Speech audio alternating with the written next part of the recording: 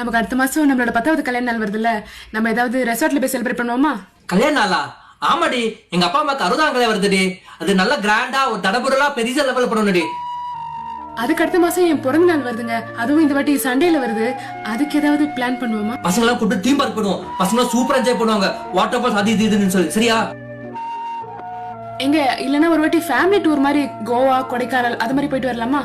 கோவாக்கா? அதெல்லாம் யாரா ஃபேமிலியோட போவாங்களா? அதெல்லாம் நான் ஆல்ரெடி ஃப்ரெண்ட்ஸோட பிளான் பண்ணியாச்சு.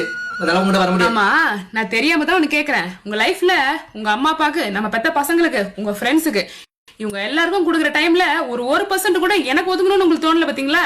தோணாது. அது எப்ப தோணும் தெரியுமா? உங்களுக்கு 60 வயசு ஆகுது பாத்தீங்களா? அப்ப நீங்க சொல்ற ஒருத்தரும் உங்களோட இருக்க மாட்டாங்க, என்ன தவிர. அப்ப உட்காந்து என் பொண்டாட்டி தான் உயிர், என் பொண்டாட்டி தான் தெய்வம்னு டயலாக்லாம் விட்டீங்கன்னு வச்சுக்கோங்க, மவனே நான் தான் உனக்கு ஆய் கழணும், பட்டாசு வச்சிருவேன், ஞாபகம் வச்சுக்கோ.